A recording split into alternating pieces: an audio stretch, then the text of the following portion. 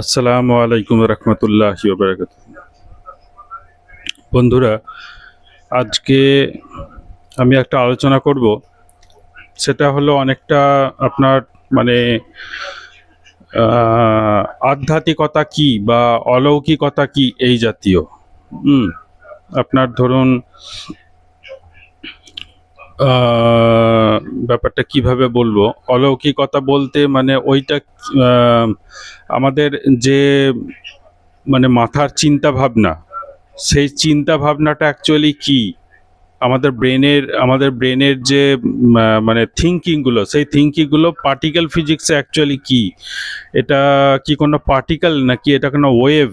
হ্যাঁ, এই জিনিসটা অ্যাকচুয়ালি কি। তো সেখান থেকেই আসছে আপনার মানুষের ওইটাকে কি বলে চিন্তা ভাবনা, এবং সেই চিন্তা ভাবনা থেকেই আসছে মানুষের অলৌকিকতা। হ্যাঁ, মানে চিন্তা ভাবনা যার যত উন্নত, তার অলৌকিকতা তত উন্নত। হ্যাঁ, এটা আর একটু ভালোভাবে যদি বোঝানো হয়, তাহলে ব্যাপারটা এমন হবে যে মানুষ আহ, যারা ইবাদত করে বা যারা আপনার জাদুকর, বা ধরুন কেউ সাধনা করলো, কেউ ইবাদত করলো, ইবাদত করে আল্লাহর ইলাহিয়াত তার উপরে এমনভাবে বর্ষিত হলো যে সে একটা অন্য চিন্তা ভাবনা, তার মাথার মাথার ফ্রিকোয়েন্সিটা এত উন্নত হয়ে গেল, এত উন্নত হয়ে গেল যে সেই উন্নয়ন তার মধ্যে একটা অন্যরকম পরিবর্তন আনিয়ে দিল। তো সেই পরিবর্তনটা আহ, তাকে তার ফিজিক্যালটাকে, তার ফিজিক্যাল ম্যাটার যেগুলো থাকে, মানে যেমন কোষ কলা যেরকম বলেন, মানে সেল বা অর্গান যেগুলো বলেন, সেই অর্গান বা সেলগুলোকে, তার বডির অর্গান বা সেলগুলোকে এমন একটা আহ, উন্নত পর্যায়ে, এমন একটা ইমপ্রুভমেন্ট পজিশনে নিয়ে যায়, যেই পজিশন তাকে এমন কিছু ঘটনা ঘটাতে সাহায্য করে, হ্যাঁ, যে ঘটনার কোনো কারণ মানে সাধারণ মানুষের মস্তিষ্ক চিন্তা ভাবনা করতে পারে না। মানে কারণ ছাড়া যে জিনিসগুলো ঘটে সেগুলোই তো অলৌকিকতা। তো অলি পীর বুজুর্গ নবী পয়গম্বর এরা যারা আছেন, তারা এমন কিছু আপনার ওইটাকে কি বলে, যেটা বলে মোজেজা, মোজেজা জাতীয় কাজ করার মাধ্যম দিয়ে এমন কিছু জিনিস তারা ঘটিয়ে থাকেন, যে ঘটনাগুলোর কোনো কারণ, হ্যাঁ, যে ঘটনাগুলোর কোনো কারণ সাধারণ মস্তিষ্ক, সাধারণ মানুষের মস্তিষ্ক চিন্তা ভাবনা করে তার কারণগুলো বের করতে পারে না। তখনই তারা মনে ভেবে নেয় যে এইটা একটা অলৌকিকতা। তো এই রকম জিনিসগুলো কিভাবে হয়, যেমন আজকেই আমি চ্যাট জিপিটিতে একটু নিয়ে চিন্তা ভাবনার ব্যাপার নিয়ে আমি একটু প্রশ্ন করলাম। তো সেখানে আমি যেটা পেলাম যে মানুষের চিন্তা ভাবনা যেটা, সেই চিন্তা ভাবনাটা অ্যাকচুয়ালি একটা মানে কগনিটিভ থিঙ্কিং। হ্যাঁ, মানে সেটা হচ্ছে আপনার ওইটাকে কি বলে, প্রেডিক্টিভ থিঙ্কিং, যারা যা প্রেডিকশন করতে পারে। তো আমাদের উপরে যে ইলহাম হয়, আল্লাহ তাআলার তরফ থেকে যে ইলহাম হয় বা যে ওহী হয়, অলৌকিক কিছু চিন্তা ভাবনা যেগুলো আমাদের শরীরের মধ্যে বা আমাদের দেহের মধ্যে আসে, সেইগুলোকে বলে প্রেডিক্টিভ থিঙ্কিং।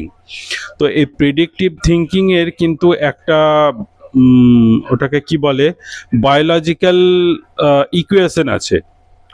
অ্যাকচুয়ালি আমি যেটা করলাম, আমাদের চিন্তা ভাবনা, আপনারা ভালো করে করুন, আমাদের চিন্তা ভাবনাগুলো কি, আমাদের চিন্তা ভাবনা সেগুলো ম্যাটার বা পার্টিকেল ফিজিক্সের বা ম্যাটেরিয়াল ফিজিক্সে আপনি যদি চিন্তা ভাবনাগুলোকে ক্যালকুলেশন করতে চান, তাহলে এটা কি, কোন ম্যাটার।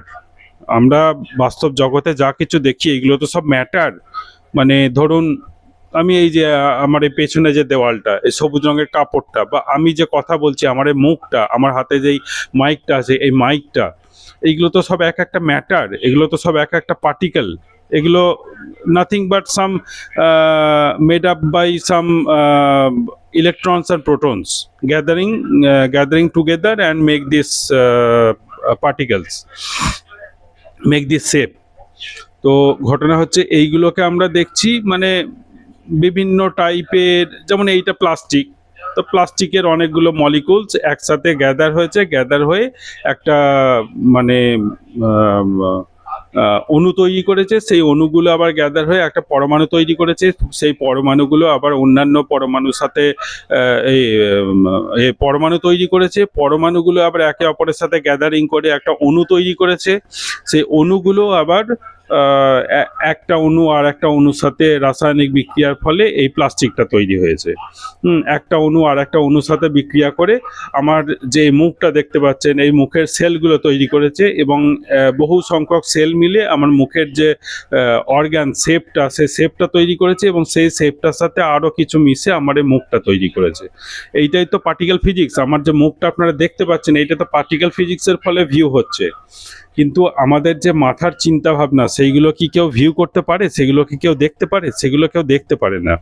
কিন্তু ওই জিনিসগুলো আমরা পার্টিকেল ফিজিক্স অ্যাকচুয়ালি কি, ওটা ইলেকট্রন নাকি প্রোটন নাকি কোনো অন্য কোনো রাসায়নিকের অণু, এই জিনিস হ্যাঁ কি অ্যাকচুয়ালি জিনিসটা কি, এইটা আমি যেটা যখন প্রশ্ন করলাম তখন যেটা উত্তর দিল যে this are nothing but the ions of sodium and potassium. এগুলো সোডিয়াম অ্যান্ড পটাশিয়ামের কিছু নেগেটিভ এবং পজিটিভ আয়ন, যেগুলো একে অপরকে অ্যাট্রাক্ট করে একটা চেন তৈরি করে। সোডিয়ামের একটা চেন তৈরি করে এবং পটাশিয়ামের একটা চেন তৈরি করে। এই সোডিয়াম এবং পটাশিয়ামগুলো মিলে আমাদের চিন্তাভাবনার যে কেমিক্যাল, যেমন আমাদের ব্রেনের মধ্যে চিন্তাভাবনার কেমিক্যাল আছে ডোপামাইন, আমাদের ব্রেনের মধ্যে চিন্তাভাবনার কেমিক্যাল আছে সেরিটোনিন।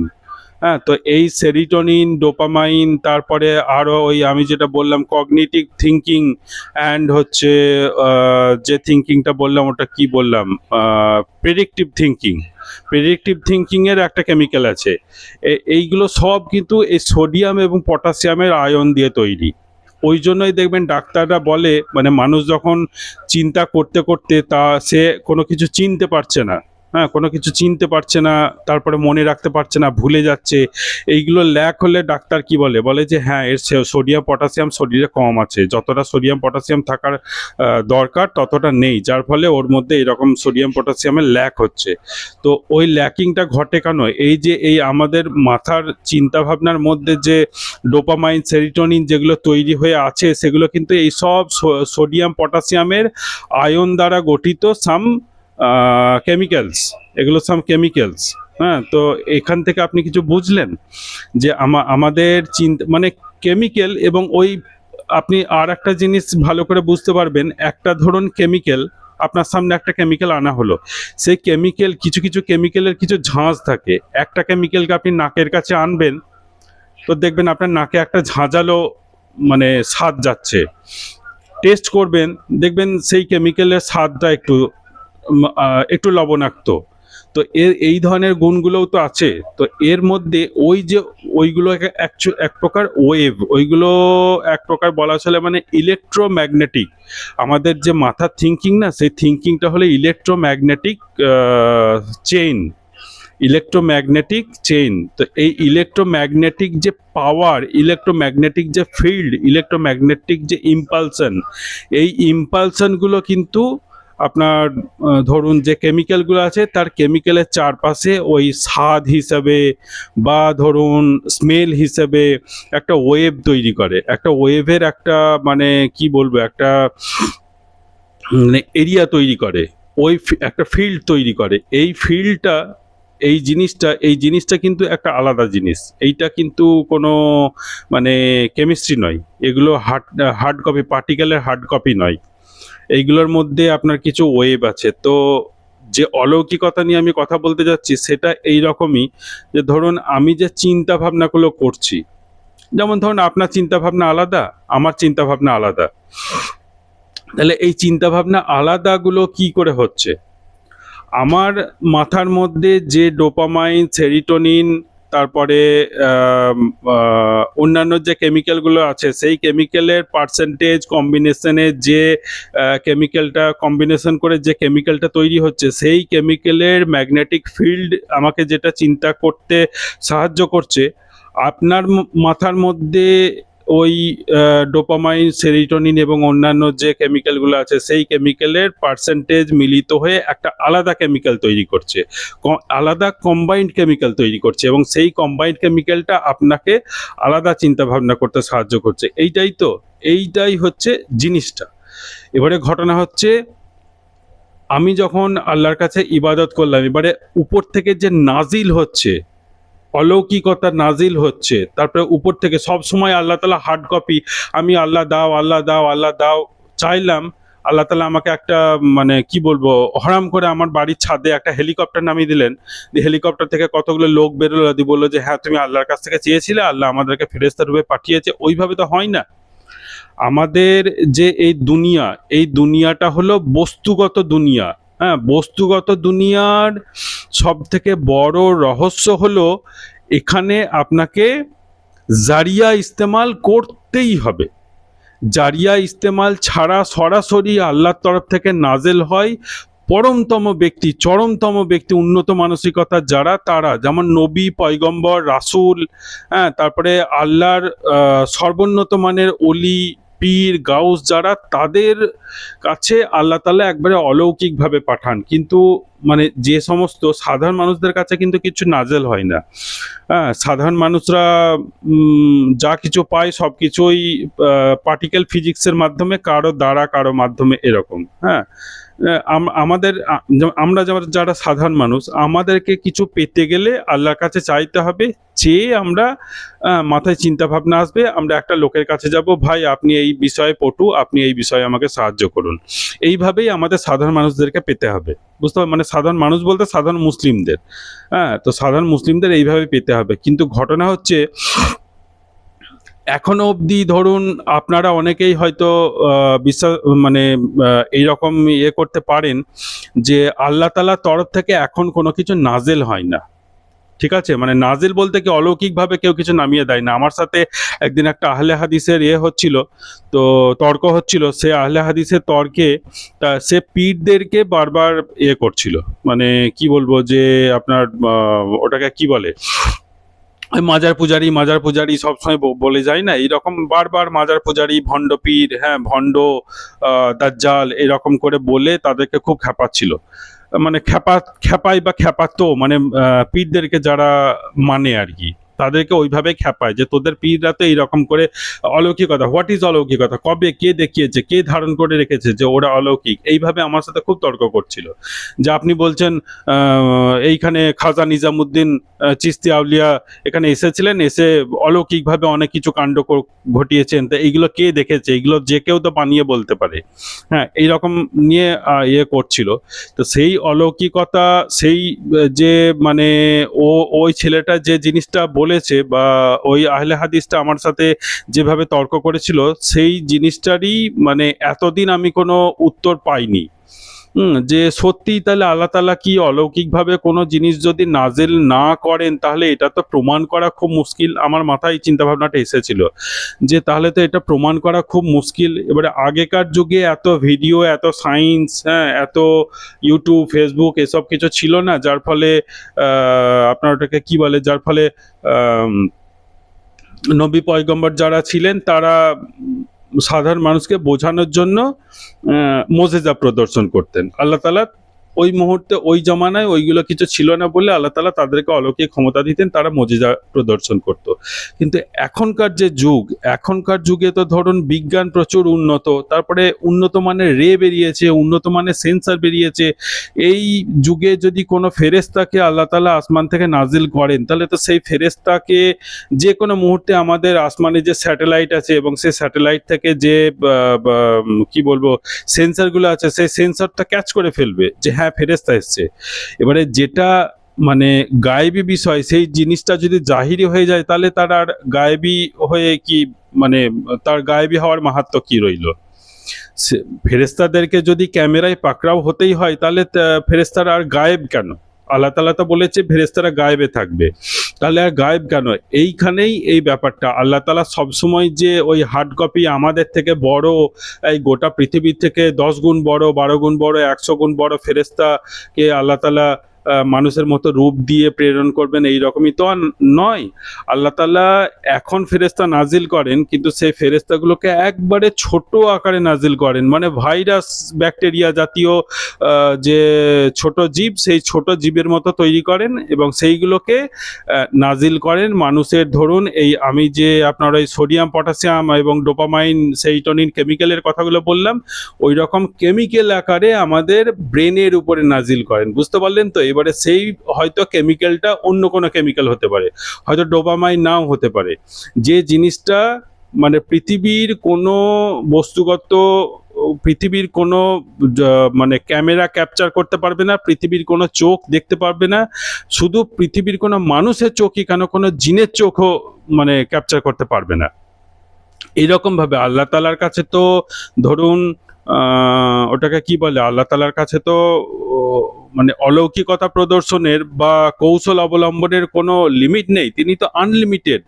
একটা সব থেকে কৌশলবান ব্যক্তি বা শয়তান যে কৌশল অবলম্বন করতে পারে, তার থেকে আনলিমিটেড গুণ বেশি কৌশল অবলম্বন করতে পারেন আল্লাহ তাআলা। তো এখনকার যুগের দাজ্জালি মিডিয়া, এখনকার যুগের যে সমস্ত মানুষরা আছে, তারা বহু কৌশল অবলম্বন করে। যারা নাস্তিক তারা বলে যে কই, তাহলে আমরা দেখতে পাচ্ছি না তো সামনে, এইরকম যে। তো আল্লাহ তাআলা বলছে তোরা এখনো দেখতে পাচ্ছিস না, তোরা জীবনে দেখতে পাবিও না, আর আমি তোদেরকে দেখতে দেবও না। আমি এমন ভাবে নাজিল করব, যারা আমাকে না দেখে বিশ্বাস করেছে তাদের ঠিক মাথায় নাজিল করব, তাদের কলিজাতে নাজিল করব। তো সেই নাজিল যেগুলো হয়, অলৌকিকতা যেগুলো হয়, সেগুলো কি বলেন তো? অ্যাকচুয়ালি এখন যেগুলো নাজিল হচ্ছে, আগেকার যুগে যায় নাই তো হার্ড কপি, রাসূল সাল্লাল্লাহু আলাইহি সাল্লাম বহুবার মাটি থেকে পানি বের করেছেন, পাহাড় কথা বলেছে, পাহাড় থেকে উট বেরিয়েছে, হযরত ঈসা আলাইহিস সালাম বহু মানুষকে আরোগ্য লাভ করিয়েছেন, হ্যাঁ, আল্লাহর হুকুমে। তো এরকম বহু অলৌকিক আগেকার যুগে হয়েছে। তখন এত ক্যামেরা ছিল না, তখনকার যুগে যদি ক্যামেরা থাকতো তাহলে এই অলৌকিকতাগুলো ক্যাপচার করা যেত। আর যখনই সেটা ক্যাপচার হয়ে গেল, তখন সেটা আর অলৌকিক রইল কি করে? তখন সেটা আর গায়েব রইল না, তো তখন তো সেটা জাহির হয়ে গেল। হ্যাঁ, কিছু মানুষের সামনে জাহির হলো, তারা পরবর্তীকালে সেই দেশ থেকে অন্য দেশে গেল, অন্য দেশে গিয়ে লোককে বলল যে আমি এইগুলো দেখেছি, হ্যাঁ আমি নিজের চোখে দেখেছি। যে লোকগুলো শুনলো তারা দেখলো যে হ্যাঁ এ তো দেখেছে, এ তো মিথ্যা কথা বলবে না, তার মানে তাকেও এক প্রকার বিশ্বাস করতে হচ্ছে। তো ঘটনা ওইটাই যে আমাদেরকে আল্লাহ তাআলা হযরত আদম আলাইহিস সালাম এবং মা হাওয়া আলাইহিস সালামের মাধ্যমে জারিয়া করে দুনিয়াতে পাঠিয়েছেন একমাত্র বিশ্বাস করার জন্য। আমাদেরকে দুনিয়াতে পাঠিয়েছে, আল্লাহ তাআলা গায়েব প্রদর্শন করবেন, গায়েব প্রদর্শন করে আমাদের সামনে কিছু কথা, যেমন আমার গায়েবই হচ্ছে সমস্ত কোরআন শরীফের বেশিরভাগ কথাই তো গায়েব, তারপরে হাদিসের বেশিরভাগ কথাই গায়েব। আগেকার যুগে যে আহলুল কিতাবগুলো ছিল, সেই কিতাবগুলো বেশিরভাগই গায়েব। তো সেই গায়েবগুলোকে আমাদেরকে বিশ্বাস করতেই হবে। বিশ্বাস না করলে আল্লাহ তাআলার মানে পুরস্কার পাওয়ার একমাত্র জারিয়া হচ্ছে বিশ্বাস। আমি যদি আস্থা অর্জন করতে না পারি, বিশ্বাস করতে না পারি, তাহলে আল্লাহ আমাকে দেবে না। তো এই বিশ্বাসটাই কিন্তু নাস্তিক যারা আছে বা যুক্তিবাদী যারা আছে, তারা কিন্তু এই বিশ্বাসে মানে না। তারা বলে যে কই জিন আছে, তো কই আমরা তো তাদেরকে দেখতে পাই না। আরে ভাই, তুমি তোমার চর্মচক্ষে সবকিছু দেখতে পাবে? হ্যাঁ, কিছু কিছু রেও তো আছে, তুমি এক্স রে দেখতে পাও, তুমি গামা রে দেখতে পাও, তুমি আলফা রে দেখতে পাও, তুমি তো সেগুলো দেখতে পাও না। তাহলে তুমি সেগুলোতে বিশ্বাস করো কেন? কারণ তোমাকে বিজ্ঞান বলেছে, তোমাকে সায়েন্টিস্টরা বলেছে, তাহলে তুমি তো সে বিশ্বাসই তো করছো। তাহলে এইদিকে যখন আল্লাহ তাআলা কোরআন শরীফে মহাবিজ্ঞানী সবকিছু সৃষ্টিকর্তা হয়ে এত কিছু বলছেন, তখন তুমি সেগুলো বিশ্বাস করছো না কেন? এটাই হলো কথা। তো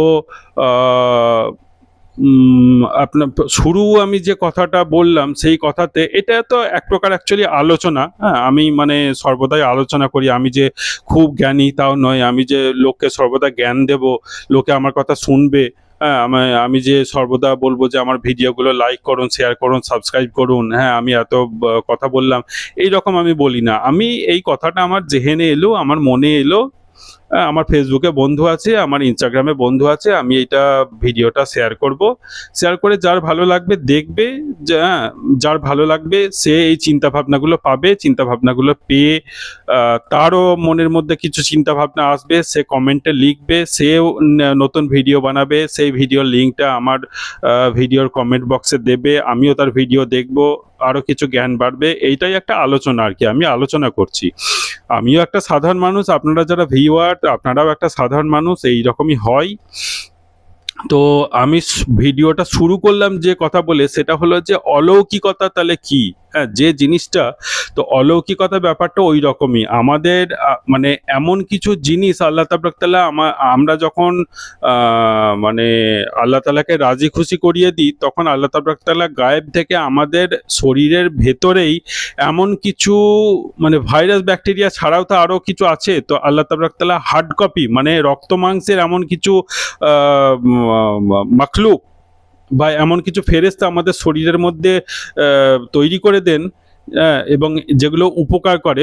ফেরেশতা তো সবসময় উপকারী হয়, তো মানে ফেরেশতা আল্লাহ তাআলা আমাদের শরীরের মধ্যে নাজেল করে দেন, যেগুলো আমাদের শরীরের মধ্যে গিয়ে বিভিন্ন সেলে সেলে বিভিন্ন কোষে কোষে ঢুকে যায়, এবং সেখানে মধ্যে উপকারী আপনার ধরুন নিউক্লিয়াস থাকে, তারপরে আপনার ধরুন প্রোটোপ্লাজম থাকে, সাইটোপ্লাজম থাকে, এর মধ্যে ঢুকে অনেক কেমিক্যাল রিয়াকশন করে। হয়তো সেই ফেরেশতাগুলো নিজেই হয়তো কোনো কেমিক্যাল, হ্যাঁ, সেগুলো হয়তো জানদার কোনো চিজ নয়, বা সেইগুলো ভাইরাস ব্যাকটেরিয়ার মতোই কোনো চিজ, যেগুলো উপকারী ব্যাকটেরিয়া। হ্যাঁ, তো সেগুলো আমাদের সেলের মধ্যে যায়, গিয়ে নিউক্লিয়াসের সাথে আমাদের সাইটোপ্লাজমের সাথে কিছু রিয়াকশন করিয়ে আমাদের মানে আপাতত যা বিজ্ঞান অনুসন্ধান করে পেয়েছে, তাতে আমাদের সাধারণ মানুষের মস্তিষ্কের চিন্তাভাবনাগুলো সবগুলোই সোডিয়াম পটাশিয়ামের আয়ন দ্বারা তৈরি। সোডিয়াম পটাশিয়ামের যে আয়ন, সেই আয়নগুলো একটা চেইন সিস্টেম হয়ে সেগুলো একটা কেমিক্যাল তৈরি করে, এবং সেই কেমিক্যালের মধ্যে সবথেকে মানে পপুলার কেমিক্যাল হচ্ছে ডোপামাইন আর সেরিটোনিন। তো এই কেমিক্যালগুলোর মাধ্যমে এই হার্ডলি 4-5টা কেমিক্যাল আছে, এবং সেই কেমিক্যালগুলো একে অপরের সাথে মিশিয়ে কম্বিনেশন করে একটা পার্সেন্টাইল একটা কেমিক্যাল কম্বিনেশন তৈরি করে। সেই কম্বিনেশন কেমিক্যালগুলোর যে চারপাশে যে ফিল্ড তৈরি হয়, হ্যাঁ, যে ইলেকট্রোম্যাগনেটিক ফিল্ড তৈরি হয়, সেই ইলেকট্রোম্যাগনেটিক ফিল্ডগুলো মধ্যে কিছু ইনফরমেশন আল্লাহ তাআলা দিয়ে দেন, সেই ইনফরমেশনগুলো আমাদের ব্রেনের মধ্যে অকার হয়, আমাদের ব্রেনের মধ্যে আসে, এবং সেই চিন্তা ভাবনা করে, যেমন স্বপ্ন তো ওইটাই। হ্যাঁ, আমাদের ব্রেনের মধ্যে ওই চিন্তা ভাবনাগুলো এলো এসে আমাদের ব্রেনের মধ্যে যে আয়না থাকে, হ্যাঁ, একটা প্রজেক্টাইল আয়না থাকে, সে প্রজেক্টাইল আয়নাতে প্রজেক্ট হলো, আমাদের ব্রেন সেটা দেখতে পেলো। তো এইটাই তো, এবারে আল্লাহ তাবারক তাআলা কি তাকে স্বপ্ন দেখালো, এইভাবে দেখালো, প্রজেক্ট হয়ে সে হয়তো দেখলো যে এখান থেকে আমাকে কোনো জায়গায় যেতে হবে, কোনো পাহাড়ের গুহায় গিয়ে আমি যদি সেখানে হয়তো সেই পাহাড়ের গুহায় তার শরীরের যা ব্যালেন্স, তার শরীরের যা